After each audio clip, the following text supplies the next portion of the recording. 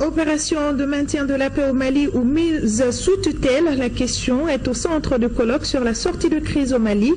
Le colloque qui se tient à Bamako vise à connaître les forces et les faiblesses de la MINUSMA afin de trouver des solutions. Notre équipe de reportage de Gao nous signale que la patrouille mixte femmes et groupes armés a regagné sa base à Gao.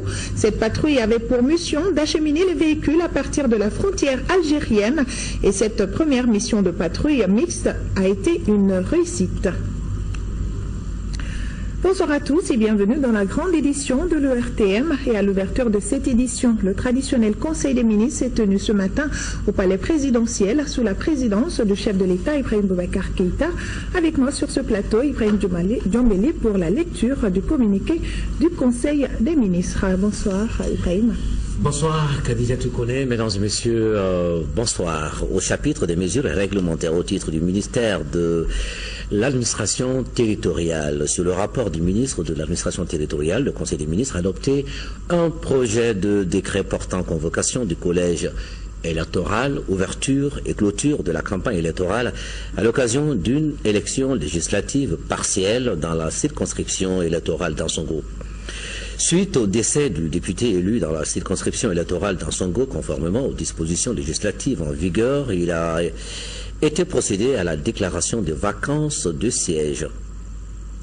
Au terme du présent projet de décret, le collège électoral est convoqué le dimanche 10 janvier 2016 à l'effet de procéder à l'élection d'un député dans la circonscription électorale d'Ansongo. Un second tour du scrutin aura lieu le dimanche 31 janvier 2016 si aucun candidat n'obtient la majorité absolue des suffrages exprimés au premier tour. La campagne électorale à l'occasion du premier tour est ouverte le samedi 19 décembre 2015 à 0h. Elle est close le vendredi 8 janvier 2016 à minuit. La campagne électorale à l'occasion des second tours, s'il y a lieu, est ouverte le jour suivant la proclamation définitive des résultats du premier tour. Elle est close le vendredi 29 janvier 2016 à minuit. Au titre du ministère de la Coopération internationale et de l'intégration africaine, sur le rapport du ministre de la Coopération internationale et de l'intégration africaine, le Conseil des ministres a adopté un projet de décret fixant le cadre organique de la direction des finances et du matériel du ministère de la Coopération internationale et de l'intégration africaine. Le projet de décret fixant le cadre organique de la direction des finances et du matériel du ministère de la Coopération internationale et de l'intégration africaine est adopté pour rendre fonctionnelle la direction chargée de la gestion des ressources financières et matérielles ainsi que l'approvisionnement des services du dit département. Il détermine l'effectif du personnel de la direction des finances et du matériel du ministère de la Coopération internationale et de l'intégration pour les 5 prochaines années. Au titre du ministère du Travail et de la Fonction publique, sur le rapport du ministre du Travail et de la Fonction publique chargé des relations avec les institutions, le Conseil des ministres a adopté un projet de décret portant revalorisation des pensions de retraite et des rentes d'accident du travail servies par l'Institut national de prévoyance sociale. L'Institut national de prévoyance sociale, INPS, un établissement public à caractère administratif, est chargé d'assurer la gestion des régimes de prestations familiales, de réparation et de prévention des accidents de travail, de retraite, d'invalidité et d'allocation de survivants. Le présent projet de décret revalorise de 5% à compter du 1er avril 2015 les pensions de retraite et les rentes d'accident du travail servies par l'Institut national de prévoyance sociale. La revalorisation s'applique aux pensions et aux rentes en service au 1er avril 2015 et aux travailleurs dont les droits à pension sont consolidés au 31 décembre 2014, soit 55 636 pensionnaires et 1654 rentiers. Pour les pensions de retraite, l'incidence financière est estimée à 1 618 830 918 francs CFA en 2015 et 2 158 441 224 francs CFA en 2016. L'adoption du projet de décret s'inscrit dans le cadre de la mise en œuvre du protocole d'accord sur le cahier de doléances de l'Union nationale des travailleurs du Mali, UNTM, conclu le 28 octobre 2014 entre le gouvernement, le Conseil national du patronat du Mali et l'UNTM. Elle est conforme à la procédure d'augmentation des prestations servies par l'INPS telle que définie par le Code de prévoyance sociale. 2. Un projet de décret fixant la valeur du point d'indice et des avantages accordés aux fonctionnaires et agents de l'État des représentations des douanes à l'étranger. Les représentations des douanes du Mali à l'étranger sont créées par des conventions conclues entre la République du Mali et les États qui les accueillent. Elles sont chargées notamment de contribuer à la sauvegarde des intérêts nationaux à l'étranger, à l'exercice des activités douanières sur les produits en provenance et à destination du Mali. La valeur du point d'indice ainsi que les avantages accordés aux fonctionnaires et agents de l'État dans les représentations des douanes du Mali à l'étranger sont fixés par un décret du 18 juin 2007 dont l'application a révélé des insuffisances liées à l'absence de prise en charge de certains avantages. Le présent projet de décret vise à corriger ces insuffisances pour améliorer les conditions de travail du personnel des représentations des douanes du Mali à l'étranger à travers, entre autres, l'augmentation de l'indemnité de représentation et de responsabilité accordée aux chefs de ces représentations, l'octroi d'une indemnité de cherté de vie par zone et la prise en charge des frais de scolarité des enfants pour les études du niveau préscolaire ou baccalauréat, d'allocation aux conjoints et de la gratuité de logement, la participation à la prise en charge des frais d'ameublement, d'abonnement et de consommation individuelle d'eau, de gaz, de ville, d'électricité, de chauffage, de téléphone et d'analyse médicale, la prise en charge des frais de déplacement en cas de rappel, de mission ou de changement de résidence. 3. Un projet de décret portant code de déontologie des agents de l'administration du commerce et de la concurrence. L'administration du commerce et de la concurrence est chargée de l'application des règles de la concurrence, de la lutte contre la fraude en matière d'importation, d'exportation et de distribution des biens à l'intérieur du pays, ainsi que du contrôle des poids, des mesures, de la qualité des produits et des prix institués. Le projet de décret portant code de déontologie des agents de l'administration du commerce et de la concurrence est adopté pour soumettre les agents de l'administration du commerce et de la concurrence à un ensemble de règles dans l'exercice de leurs fonctions. Il détermine un code de conduite et fixe les interdictions auxquelles les agents de l'administration du commerce et de la concurrence sont soumis dans et à l'occasion de l'exercice de leurs fonctions. Il définit enfin leurs relations avec les usagers dans le cadre de la mise en œuvre des règles du libre jeu de la concurrence, de la liberté d'accès aux documents administratifs, des règles de diligence et d'obligation de transparence dans le traitement des dossiers, de la mise à la disposition des opérateurs économiques de toute information économique non confidentielle. L'adoption du présent projet de décret contribue au renforcement du climat de confiance entre les agents de l'administration du commerce et de la concurrence et les usagers. Elle contribue également à l'impulsion d'une véritable culture de l'efficacité chez le personnel de l'administration du commerce et de la concurrence dans le cadre de la modernisation de notre administration. Maintenant, au chapitre des mesures individuelles, le Conseil des ministres a procédé aux nominations suivantes. Au titre du ministère de la Solidarité, de l'Action humanitaire et de la Reconstruction du Nord, inspecteur à l'inspection des affaires sociales, M. Mohamed Mahamar Touré, administrateur de l'Action sociale. Au titre du ministère des Domaines de l'État et des Affaires foncières, inspecteur à l'inspection des domaines et des affaires foncières, Mme Diara Kalidiatou Samoura, ingénieur d'agriculture et du génie rural, Mme Touré Abi Koulibaly, administrateur civil.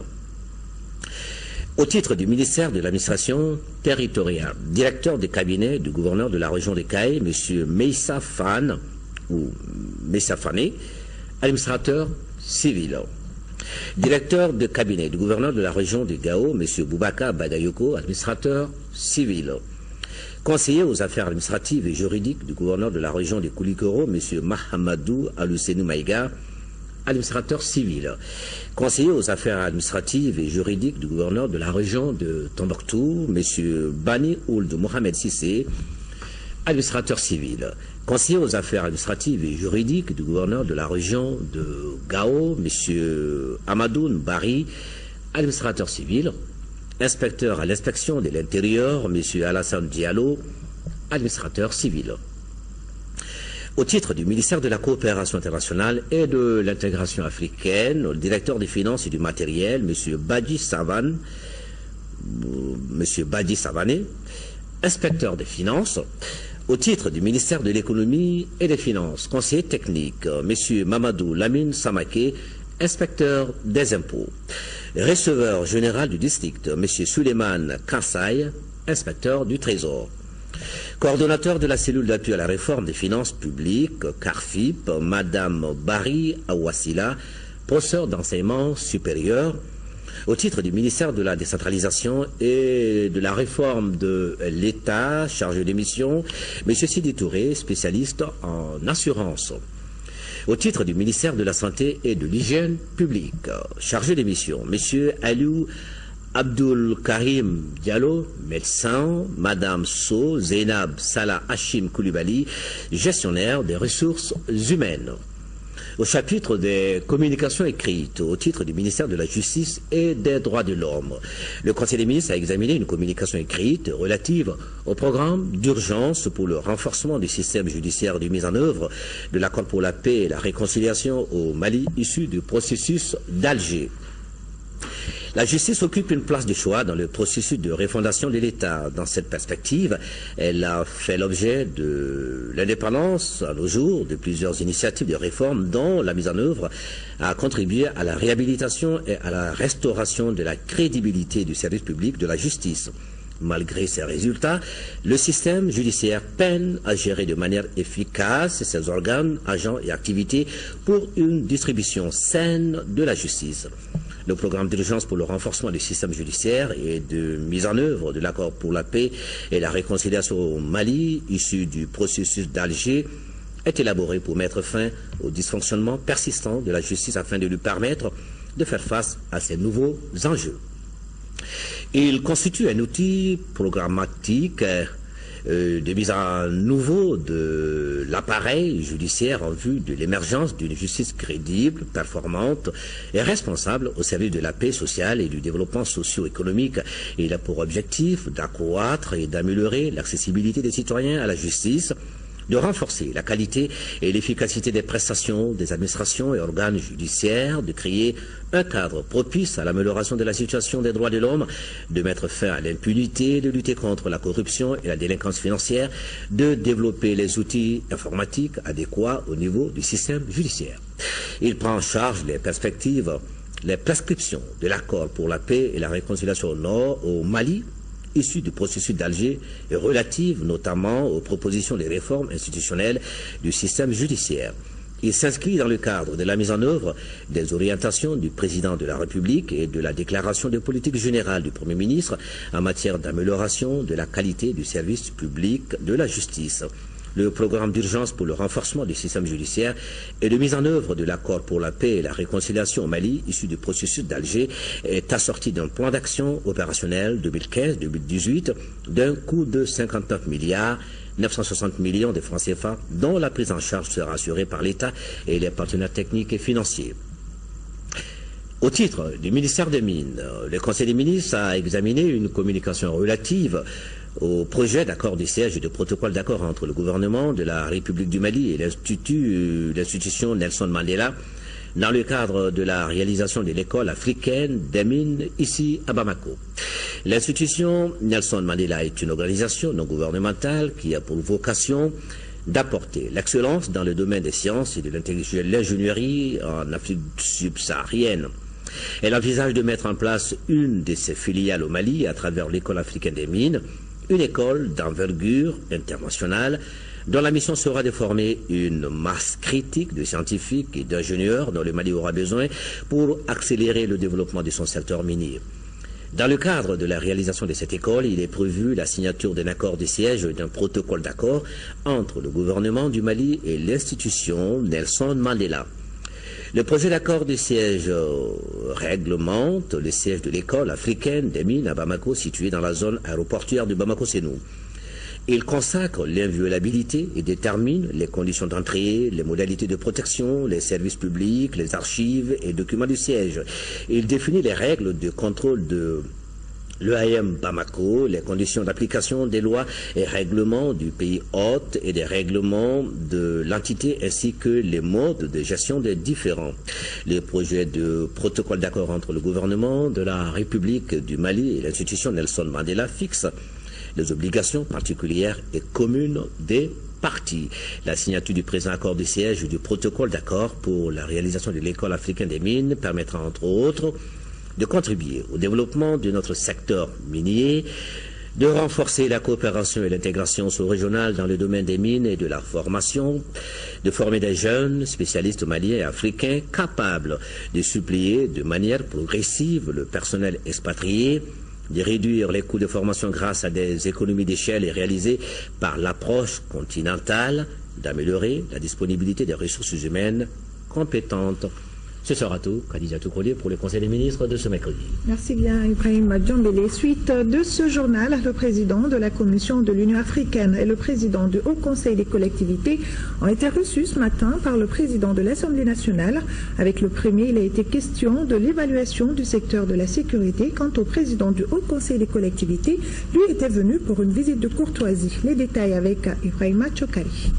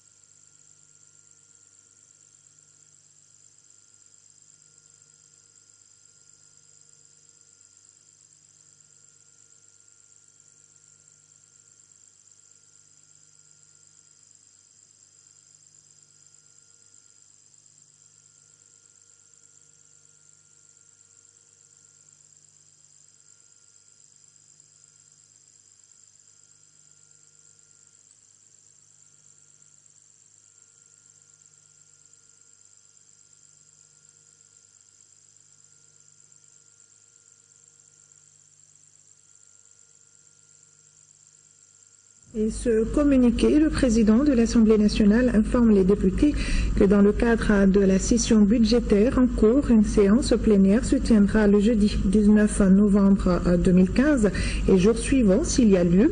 À l'ordre du jour, délibération sur des projets de loi et communication. Les travaux débuteront à partir de 10 heures précises dans la salle Modibo Keïta. Le président s'est compté sur la présence effective des députés. La séance est publique. Le président du Haut Conseil des collectivités a été également reçu par le président de la Haute Cour de justice. Mamadou Satiki Diakité était venu demander conseil auprès de son aîné Abdraman Niang. Nous l'écoutons à sa sortie d'audience au micro de Mahamadou Doumbia.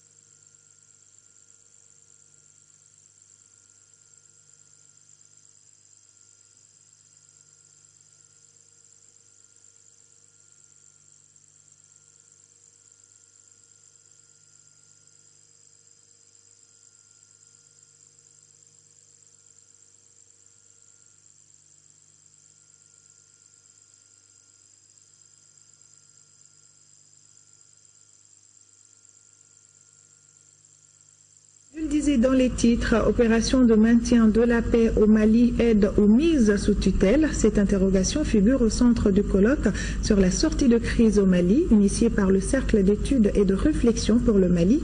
Le colloque vise à mieux connaître les contours de la présence de la MINUSMA au Mali, ses forces et ses faiblesses pour aboutir à des solutions fiables. On en sait plus avec Alousseni Touré.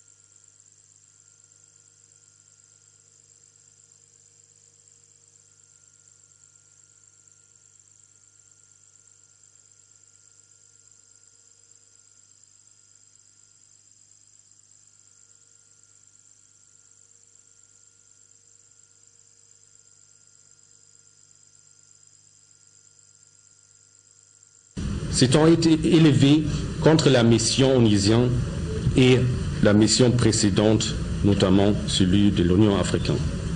Les conclusions du colloque sont adressées à la fois aux autorités nationales, aux partenaires techniques et financiers et aux groupes armés. Test réussi pour la première mission de la patrouille mixte du mécanisme opérationnel de coordination émanant de l'accord pour la paix et la réconciliation au Mali, parti de Gao le 10 novembre dernier pour une mission d'acheminement de véhicules à partir de la frontière algérienne. La première mission de la patrouille mixte composée des FAMA et des combattants des groupes armés a regagné hier sa base à Gao. Depuis Gao, le compte-rendu de Drissa Koli. C'est désormais chose faite. Ce qui relevait du rêve il y a peu de temps est devenu aujourd'hui une réalité. Des frères qui se tiraient dessus il y a à peine 2 mois ont finalement décidé de ranger de côté les rancœurs et faire face à l'essentiel, c'est-à-dire la lutte commune contre le terrorisme afin de promouvoir la paix, la réconciliation et le développement dans les 3 régions nord du Mali. Ils étaient environ 200 hommes composés des militaires des forces armées et des combattants des groupes armés SEMA et PLAP. Partager avec lui des sujets d'intérêt commun. J'ai souhaité rencontrer le président des autres institutions pour une visite de courtoisie et pour créer un cadre de cours, d'échange et de concertation entre les institutions de la République du Mali. Et les échanges ont naturellement porté sur les missions des différentes institutions. Le Haut Conseil des collectivités et l'Assemblée nationale peuvent siéger en comité restreint sur la demande du Premier ministre, et la même disposition qui prévoit que le président du Haut Conseil des collectivités et le président de l'Assemblée nationale peuvent convoquer une session commune sur un problème local ou régional, mais d'intérêt national. Dans tous les cas, ils ont tous bénéficié d'une oreille attentive auprès du président de l'Assemblée nationale, l'honorable Isiaka Sidibé. Le président du Haut Conseil des collectivités a été également reçu par le président de la Haute Cour de justice. Mamadou Satiki Diakité était venu demander conseil auprès de son aîné, Abdraman Nyanga. Nous l'écoutons à sa sortie d'audience au micro de Mahamadou Doumbia.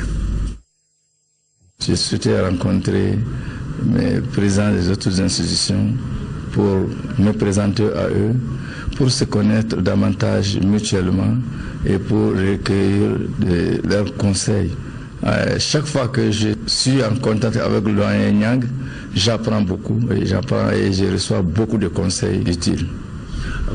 En quoi est-ce que vous allez renforcer la collaboration entre vos deux institutions?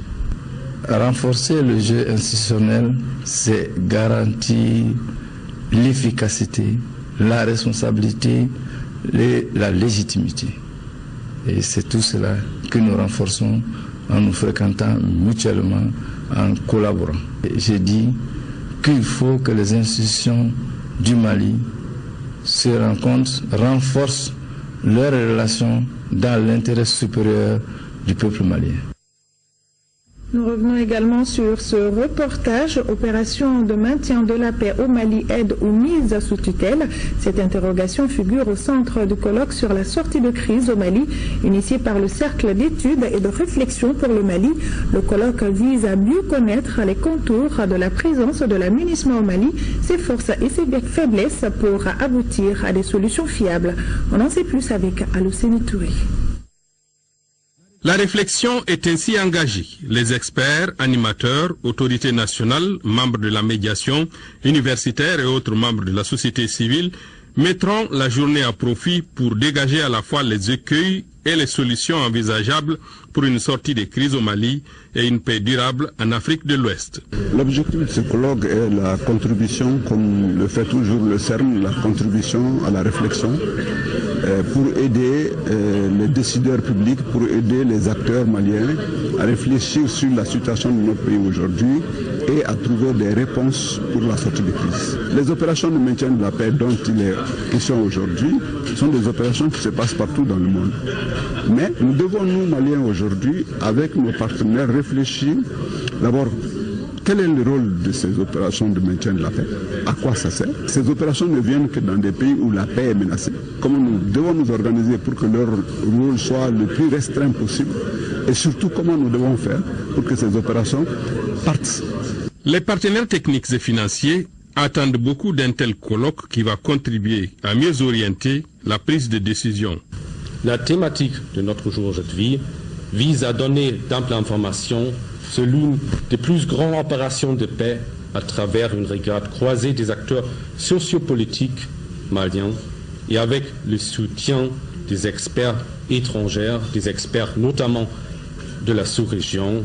Dès le début, des voix s'étant été élevées contre la mission onusienne et la mission précédente, notamment celui de l'Union africaine. Les conclusions du colloque sont adressées à la fois aux autorités nationales, aux partenaires techniques et financiers et aux groupes armés. Suite des journées minières et pétrolières du Mali au CICB pour cette 6e édition, 65 stands ont été installés. Il s'agit de nationaux et internationaux qui proposent des produits et matériels miniers opérationnels au Mali. Autre aspect des journées, la présence de sociétés pétrolières et l'action particulière mise par le ministère des Mines pour attirer les investisseurs. Les précisions avec Nyanya Traoré. Depuis 2006, le gouvernement du Mali s'attelle à faire du secteur minier l'un des moteurs du développement national. En organisant les journées minières et pétrolières du Mali, l'opportunité s'offre aux différentes sociétés évoluant dans le domaine de se faire connaître d'une part et d'autre part de se constituer un solide carnet de contacts.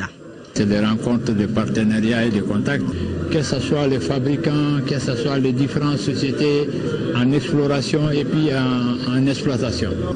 Donc on a décidé de venir exposer et puis pour rehausser un peu les sous-traitances minières au Mali. Prend également part à cette 6e édition la société B2Gold. Fraîchement installée au Mali, la société canadienne opère dans la zone de Kéniéba. Le Mali est un pays culturellement connu dans le traitement de l'or et il s'est avéré que beaucoup de compagnies sont déjà passées avant nous. L'expérience aidant, on a vu qu'au Mali, ceux qui viennent pour s'implanter pour l'or ont beaucoup de chances de réussir dans tout ce qu'ils font. Un accent particulier est mis cette année sur le pétrole malien. La présence remarquée des sociétés pétrolières dénote toute l'attention du gouvernement à séduire les investisseurs à venir au Mali. On pourrait avoir du pétrole sur les 900 km². Vous voyez que ce n'est pas petit. On n'a pas vu encore du pétrole.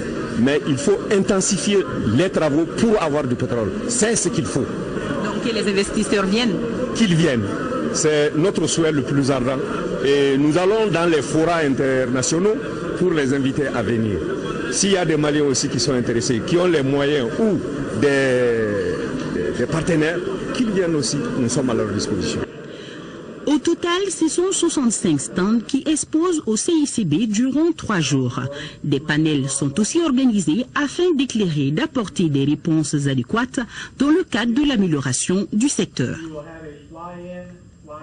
Et vous pourrez suivre après ce 20h le premier numéro du journal spécial sur les journées minières et pétrolières du Mali, un journal qui vous sera présenté par Nyanya Alou Traoré. Bientôt la fin de l'apatridie au Mali, 4600 personnes ne jouissent pas du droit à la nationalité.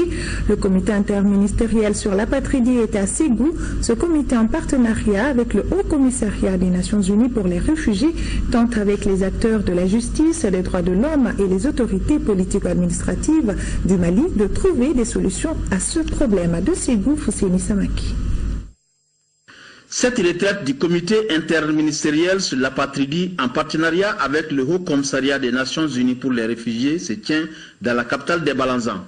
Elle se veut un espace d'échange entre acteurs de la justice, des droits de l'homme et autorités sur les causes et conséquences de l'apatridie ainsi que les actions à envisager pour répondre à la problématique de l'apatridie. Il y a beaucoup de gens qui, quand on parle d'apatridie, pensent que c'est quelqu'un qui n'aime pas sa patrie. Alors que pour nous, l'apatridie, ce n'est pas ça. C'est quelqu'un qui ne peut pas démontrer sa nationalité, qui n'a pas de documents pour prouver sa nationalité. Donc pour nous, cette retraite va permettre, et aux membres du comité interministériel sur l'apatridie, à cette rencontre, et aussi les autres participants qu'on a invités, pour s'approprier des concepts clés de l'apatridie. Selon certaines études, le Mali est cité en exemple dans la sous-région pour son engagement dans la réduction de l'apatridie. Vous savez, beaucoup de gens grandissent, vivent sans documents.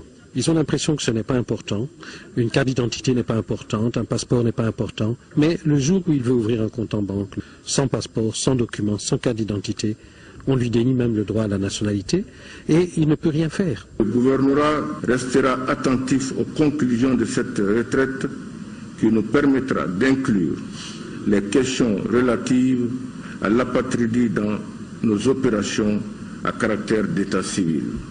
À la fin de la rencontre de Ségou, les organisateurs devraient remettre des équipements au centre d'état civil de Ségou pour faciliter l'accès aux pièces d'état civil.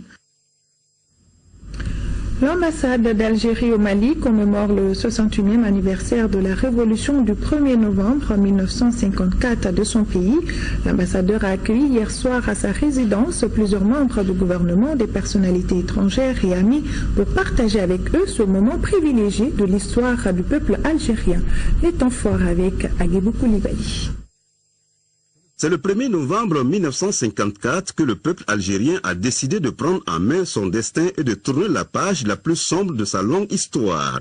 C'est le jour où le peuple algérien a pris l'engagement de consentir tous les sacrifices pour réaliser son aspiration à la liberté et à la dignité. L'ambassadeur d'Algérie au Mali a voulu commémorer avec le peuple malien ces moments douloureux. Il a aussi évoqué les relations bilatérales qui existent entre les deux peuples dans le domaine sécuritaire et universitaire. Partant de sa conviction que l'armée malienne doit être renforcée et consolidée pour jouer pleinement son rôle dans la nécessaire sauvegarde de l'intégrité territoriale et dans le combat contre le terrorisme et les autres formes de criminalité organisée qui minent la zone du nord du pays, l'Algérie n'a eu de cesse d'apporter une contribution consistante aux efforts de reconstruction de l'armée et des forces de sécurité en termes de formation, de logistique et d'équipement.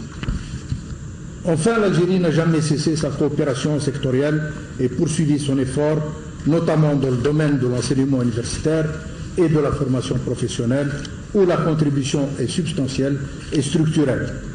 L'année dernière, 2014-2015, quant à elle, vu l'octroi d'un quota jamais égalé de 338 bourses, soit le double du quota initial. Occasion pour le ministre des Affaires étrangères de rappeler les relations historiques qui lient le Mali à l'Algérie. À l'Algérie, nous devons d'abord exprimer notre gratitude.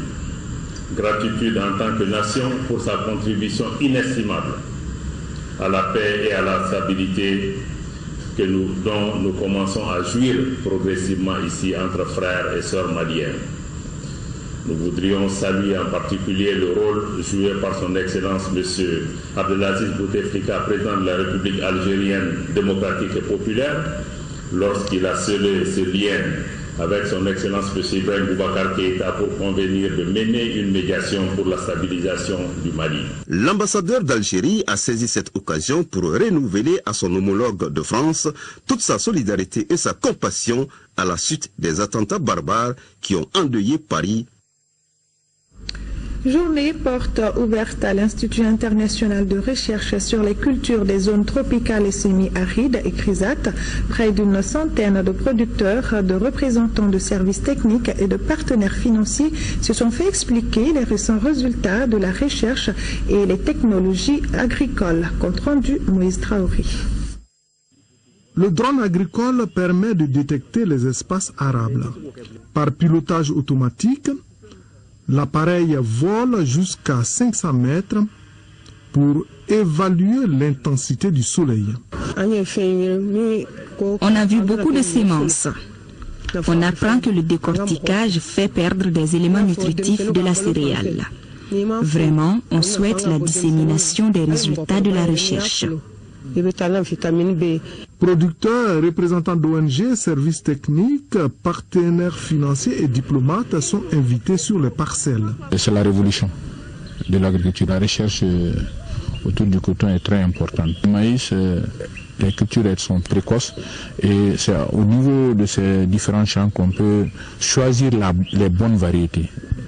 Stand d'exposition de technologie, projection vidéo et sessions d'échange ont meublé la journée. Les producteurs sont confrontés à des contraintes accès à l'engrais, accès aux semences. On veut mettre en place des systèmes sémenciers pour les aider à avoir accès aux semences de ces variétés améliorées et aussi à l'engrais. À Samanko, l'Institut international de recherche sur les cultures des zones tropicales semi-arides s'étend sur 120 hectares. Une équipe du ministère de la Santé vient de séjourner à Kidal dans le cadre de la riposte contre le paludisme dans le nord du Mali. Cette équipe a mené des activités de prise en charge et d'assainissement afin de faire face à ce mal. Pour plus d'informations, écoutons le docteur Diakalia Kone. La réponse qui a été réservée, c'était vraiment un traitement de masse que nous avons appelé la chimioprévention de 3 mois à 80 ans. Donc faire un traitement curatif et préventif à toute la population. Et c'est ce qui nous permet certainement de stopper la maladie. Et en même temps, nous avons pulvérisé dans les campements également pour détruire les moustiques qui sont là.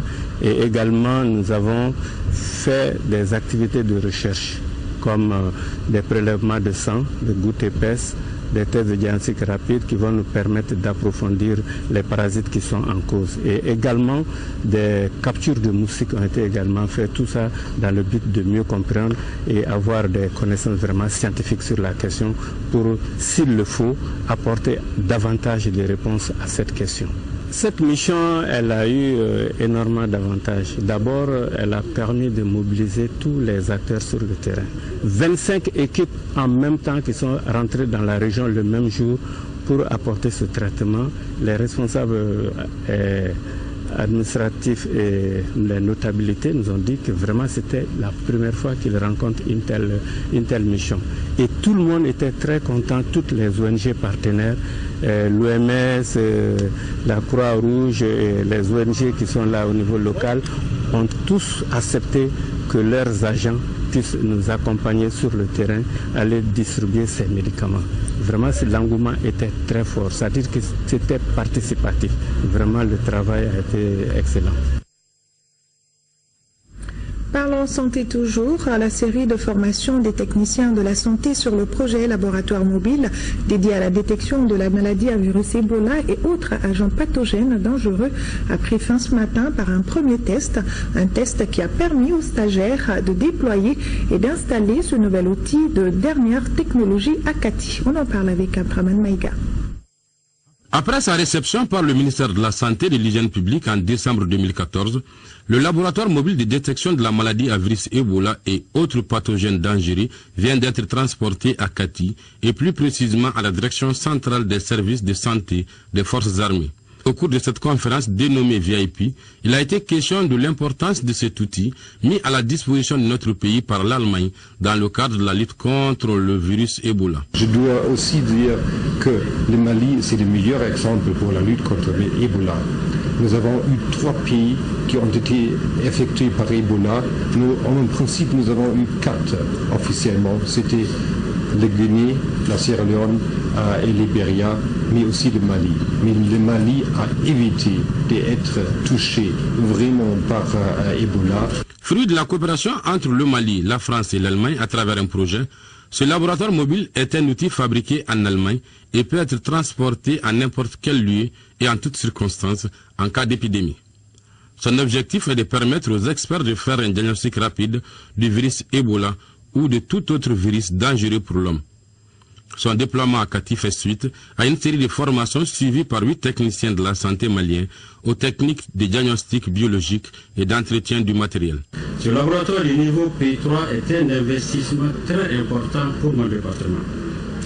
Il permettra de répondre d'abord aux normes internationales de biosécurité et de biosécurité. Il permettra aussi d'examiner et d'analyser des échantillons suspectés de contenir d'autres agents pathogènes dangereux et de prendre les mesures nécessaires pour les soins aux patients et de protéger la population contre la propagation de la maladie. Avec ces premiers déploiements reçus, le Mali peut se targuer désormais de disposer des ressources humaines qualifiées capables de répondre avec efficacité aux sollicitations des populations en matière de lutte contre n'importe quel virus constituant un danger pour l'humanité. L'architecture face aux défis du changement climatique, c'est le thème de l'Assemblée générale de l'Ordre des architectes du Mali. Il sera aussi question des activités menées et des échanges sur le rapport financier du bureau. Reportage Alpha Maïka. L'architecte est le concepteur d'un bâtiment et d'en conduire la réalisation. Et ce sont ceux du Mali regroupés au sein d'une association, à savoir l'Ordre des architectes, qui sont réunis en assemblée générale autour d'un thème. Le thème de notre assemblée générale élective, l'architecture face aux défis du changement climatique, interpelle. En effet, quel est le lien de causalité entre le changement climatique et l'architecture habitat? Il est important de noter que les impacts des changements climatiques auront des effets certains sur la santé, l'environnement, les moyens de subsistance économique, en particulier pour les populations urbaines pauvres, les zones d'habitat informel et d'autres groupes vulnérables, d'où la nécessité d'une part d'anticiper, d'autre part de s'adapter. C'est dire alors que le défi est énorme pour les architectes. Aujourd'hui, il s'agit pour tout un chacun d'avoir un habitat prêt à affronter les impacts climatiques. J'entends bien que d'autres acteurs sont interpellés et que les responsabilités sont partagées dans les tableaux des problèmes recensés. Oui, bien souvent, la répartition des rôles entre les différents professionnels du BTP n'est pas respectée. Architectes, ingénieurs, urbanistes, géomètres, tout se confond. L'implication des professionnels dans la chaîne de délivrance des permis d'autorisation reste marginale. Au terme des travaux, une nouvelle équipe dirigeante sera mise en place. Retour à l'actualité régionale et partons à Mopti pour parler de cette action humanitaire qui a fait des Eurobozo, une ethnie de chenous qui pratique la pêche. L'Agence musulmane d'Afrique et Direct Aid leur ont remis 60 pirogues dotées de matériel de pêche. Coût de l'opération, 36 millions de francs CFA. Voyons tout ça avec Jules Sambou-Sissoko. Des pirogues dotées de matériel de pêche complet à perte de vue, 60 pour être précis, destinées à 300 familles bozo de la ville de Mopti et de Konan. Ce geste qui vaut son pesant d'or est de l'Agence musulmane d'Afrique et Direct Aid. Le coût global est estimé à 36 millions de francs CFA. Nous apportons cet appui à une couche importante de la vie économique de Mopti. Les bozos de Mopti et Konan à travers 300 familles. Nous savons qu'elles ont beaucoup souffert suite à la crise que le Mali a connue. Ce don s'inscrit dans le cadre du programme remise de pirogues aux bozos de la région de Mopti. Le montant s'élève à 36 millions. L'utilité de ces engins fluviaux n'est plus à prouver. C'est pourquoi les bénéficiaires ont trouvé les mots justes pour remercier l'Agence musulmane d'Afrique et Direct Aid. Au nom du Haut Conseil islamique de la région de Mopti et tous les bénéficiaires du cercle de Mopti, le certificat 100%. On veut que l'EMA répète ce genre de choses. Parce que c'est pour donner le pirogue à quelqu'un, c'est pour donner une vie. Le matériel sera un bon échec et on va veiller là-dessus. Quand vous donnez une pirogue, le soldat équipé à un pêcheur, à un bozo, vous lui avez donné un logement, vous lui avez donné une femme, vous lui avez donné des animaux, bref, vous lui avez assuré en tout cas une bonne partie de sa vie. Une course de pirogue a agrémenté cette cérémonie qui restera longtemps gravée dans la mémoire des bozos de la région de Mopti. Culture dans ce 20h, spectacle à plein air de l'artiste musicien Cheikhna Sissoko dans son quartier Tomikorobougou devant le stade Mamadou Konaté. Objectif, retrouver son public et promouvoir le ntama. Pour l'occasion, Cheikhna Sissoko était accompagné par son groupe Somané et par un musicien écossais. Les temps forts avec Cheikh Oumar Sangari.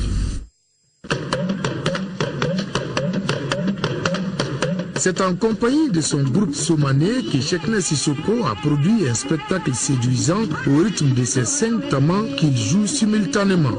À travers ce concert gratuit et à ciel ouvert, le percussionniste vise 2 objectifs: s'approcher davantage de son public et promouvoir du coup le ntama.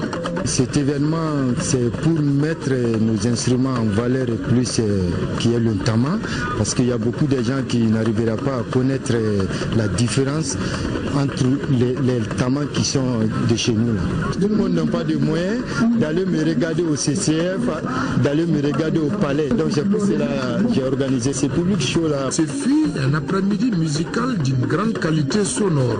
Sur les planches de circonstances installées devant le stade Mamadou Konaté, le ntama de Cheikhna Sissoko et la guitare solo électrique de Marc Miloland ont résonné dans une symbiose sensationnelle.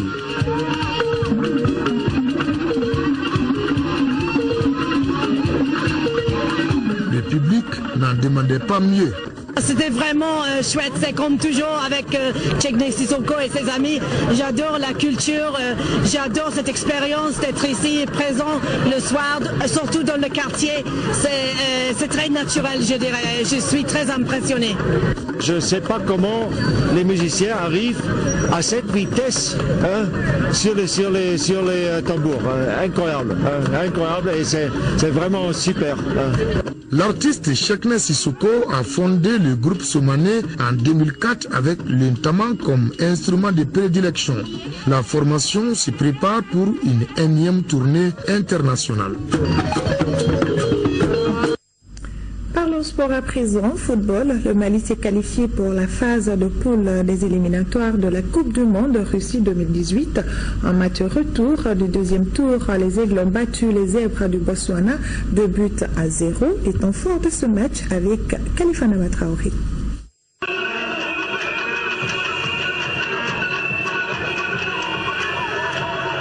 Session de rattrapage réussie pour les Aigles du Mali dans la course pour la qualification à la Coupe du Monde de Russie 2018. Battu samedi dernier 2-1 à Francistown par des Zèbres botswanais dont c'était le tout premier succès en 4 confrontations, Alain Giresse et ses hommes se devaient de réagir afin de respecter leur rang. L'équipe nationale du Mali l'a fait non sans peine face au pays classé 105e FIFA. Par rapport à l'aller, l'encadrement technique a fait quelques retouches avec la titularisation de Soumaïla Diakité, Salif Koulibaly, Abdoulaye Diaby et Cheikh Tidiane Diabaté. Un début de match prometteur avec déjà un premier but provoqué et réussi à la 10e minute par Cheikh Tidiane Diabaté.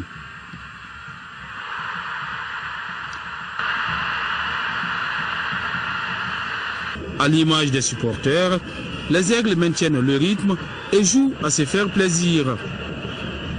Bakary Sako voit d'abord son tir repoussé par le gardien Dambé Kabelo avant de retrouver la faille à la conclusion d'une action collective à la 30e minute. D'accord. Bakary Sako. Sako, une action menée par Cheikh Tidiane Diabaté et qui s'est appuyé sur Abdoulaye Jabi qui a eu tout. 2-0 à la pause, les Aigles ont fait l'essentiel. Mais c'est sans compter avec la détermination des Zèbres de créer la sensation au stade du 26 mars. Ils se permettent de trouver la transversale de Soumaïla Diakité et remportent le défi physique face à des Aigles en manque de créativité et de cohésion. Malgré tout, Cheikh Tidiane Diabaté et Modibo Maïga ratent de peu de mettre fin à tout suspense. Un finish poussif pour les nôtres, mais le plus important à retenir est la qualification des Aigles pour le 3e et dernier tour des éliminatoires du championnat Mira, disons de la Coupe du monde de football. L'important c'était de se qualifier et bien sûr de continuer à améliorer, je dis toujours. L'équipe, si on la prend maintenant en dehors d'un contexte de compétition, elle est toujours en construction. Il faut qu'on arrive à trouver le meilleur dispositif, les meilleures animations pour arriver justement à avoir un jeu plus cohérent et plus complet dans toutes ces lignes. Le plus important c'est qu'on ait pu se qualifier ce soir. En première mi-temps, on a démontré qu'on pouvait produire du jeu. Voilà, après, en seconde mi-temps, ils ont poussé, ils étaient obligés de pousser, d'aller chercher la qualification. On va retenir ce soir la qualification de l'équipe du Mali. C'est le plus important. Ça a été très compliqué, on savait que ça allait être compliqué. Maintenant, le foot d'aujourd'hui, c'est de plus en plus compliqué. Toutes les nations sont prêtes pour se qualifier. Aujourd'hui, on l'a fait. Le plus important, c'est ça qu'il faut retenir. En attendant la constitution des poules et surtout le démarrage effectif de ce 3e tour en octobre 2016, l'encadrement technique des Aigles aura à analyser les multiples imperfections constatées et le choix de certains joueurs. D'ici là, les Aigles du Mali disputeront 4 matchs dans le cadre des éliminatoires de la CAN 2017. Bonne chance les Aigles. Le Conseil féminin du basketball africain s'est réuni hier. Les participants ont mis l'accent sur l'importance du basket féminin et comment le développer davantage. Le compte-rendu est signé Cody Sibi. FIBA Afrique et la Fédération malienne de basketball ont le même objectif, développer le basketball féminin. Cette rencontre est une aubaine pour les autorités du basketball national, compte tenu de la place qu'occupe le basketball des femmes sur l'échiquier continental. Le Mali, 2e nation africaine en basket féminin et 9e mondial, est devenu au fil des ans une vraie terre de basket. Et avec le soutien constant des autorités, le président de la République du Mali, son Excellence Ibrahim Boubacar Keïta en tête, soutien réaffirmé le samedi 14 novembre 2015 à l'occasion de la réception offerte aux cadettes championnes d'Afrique 2015. Je voudrais ici saluer la constance du soutien de M. le ministre des Sports ici présent, qui, on peut le dire en off, est un ministre du basket. Nous avons aujourd'hui au Mali 31 fédérations sportives. J'ai pu vous assurer que la fédération aujourd'hui qui pose moins de problèmes à l'État malien, donc au gouvernement, c'est effectivement cette fédération malienne de basketball. Au-delà des résultats, il convient de saluer le président pour la qualité de son leadership. Le président de la République disait que le basketball féminin s'est acclimaté au Mali. Monsieur le Président, vous venez dans votre allocution de l'attester en disant que le Mali est 2e en Afrique au niveau du basketball féminin et si je ne me trompe pas 9e mondial. Et donc au-delà de l'Afrique, je pense que le Mali est en bonne place au niveau mondial. Le Mali fait partie du trio de tête en termes de résultats des équipes féminines africaines. La fédération entend maintenir ce rang en développant sa politique de promotion de la discipline. Même son de cloche chez FIBA Afrique et ses démembrements. La pratique du basketball par les femmes est une priorité. Et ce conseil, c'est la rencontre du bureau qui s'occupe spécialement du basket féminin au niveau de FIBA Afrique. Je dirais que cette rencontre, c'est une grande opportunité pour le basket féminin parce que le basket féminin est inscrit en lettres d'or dans le programme de développement de ce mandat justement. Donc ça va être une occasion pour nous de parler de la problématique du basket féminin, de voir quels sont les vrais problèmes du basket féminin et de chercher ensemble les stratégies qu'il faut pour relever ce défi. Le basketball féminin, monsieur le ministre, est un des piliers du nouveau programme de FIBA, en ce sens que le basket féminin doit mériter toute notre attention. Nous sommes l'une des rares disciplines à vouloir consacrer, à vouloir donner de l'importance au genre. Parce qu'aucune équipe n'est autorisée à jouer au basketball sans qu'il y ait une équipe féminine et une équipe masculine. Je pense qu'on n'insiste pas très souvent là-dessus, mais il faut le dire. Nous sommes en tout cas en phase avec la politique du genre. Les intervenants ont tous rendu hommage à Salamatou Maïga, qui a dédié sa vie à la cause du basketball en général et du basketball féminin. Et ce rendez-vous sur le RTM, le ministre de l'économie numérique, de l'information et de la communication, porte-parole du gouvernement, a rencontré lundi les chargés de communication des institutions de la République et des ministères. À l'issue de la rencontre, le ministre Choguel Kokala Maïga a fait le résumé des échanges en Bamana et en Sorail, un résumé à suivre après à ce journal. Suite aux attentats survenus à Paris dans la nuit du 13 novembre ayant fait plusieurs morts et blessés, nous avons ce soir les messages de condamnation du Rassemblement pour le développement de la solidarité, CRDS, de l'Union des forces démocratiques, UFD, et de l'Association des jeunes pour la démocratie et le progrès, AJDP. Page noire de cette édition, le RTM est en deuil. Le professeur Abdelaziz Cissé nous a quittés le dimanche dernier à la suite d'une longue maladie. Il a été accompagné à cette dernière demeure cet après-midi par des parents et plusieurs amis. Le défunt professeur d'anglais conseiller a servi dans plusieurs facultés du pays. Compte rendu Bédiconi. Écoutez ces exemples. I've lost my key. Now I'm looking for it. C'est un professeur émérite d'anglais qui s'en est allé. Décédé le dimanche 15 novembre 2015 au Maroc à la suite d'une longue maladie, le corps d'Abdelaziz Cissé, dit Sanoussi Seydou, a été porté cet après-midi à sa dernière demeure. Né en 1956 à Ansongo, Abdelaziz Cissé, dit Sanoussi Seydou, était professeur d'anglais à la faculté de médecine, de pharmacie et d'odontostomatologie et à l'université Massamba Diabaté. Il anima depuis plus d'une dizaine d'années certaines émissions sur la chaîne 2 de l'ORTM, comme Let's Speak English, Diko Réveil, Les Mystères de la Nuit et En Démission. Abdelaziz Cissé, dit Sanoussi Seydou, laisse derrière lui des compagnons inconsolables. Quelqu'un de conviction forte. Je peux dire que c'est un homme de forte religion. Il m'a toujours en tout cas convaincu. Le professeur Aziz était une très bonne personne. J'ai eu à apprendre l'anglais avec lui et à lui collaborer plus tard. Et je me rappelle encore avec une très grande émotion, en 2007, il m'a appris l'anglais pendant une année gratuitement. Et c'est ce qui m'a permis même d'avoir une bourse pour aller étudier aux États-Unis. Moi, je suis à la radio, ça fait déjà 15 ans. Je l'ai trouvé, il animait une émission avec Alassane Djombélé, une émission qu'on appelle Les Mystères de la Nuit. Et quand je suis arrivé, Alassane Djombélé m'a cédé l'émission. Et j'animais cette émission avec Aziz. Automatiquement, il m'a adopté et il m'a encouragé, il me suivait. Donc, on était devenus aussitôt des amis. Aziz, c'est quelqu'un qui était simple, qui taquinait tout le monde, qui causait avec tout le monde. Il n'y avait pas de barrière entre nous. Et nous perdons aujourd'hui un homme valeureux, travailleur. À 59 ans, Abdelaziz Cissé, dit Sanoussi, repose désormais au cimetière de Kalabankoura. Il laisse derrière lui une veuve et une fille. Dort en paix.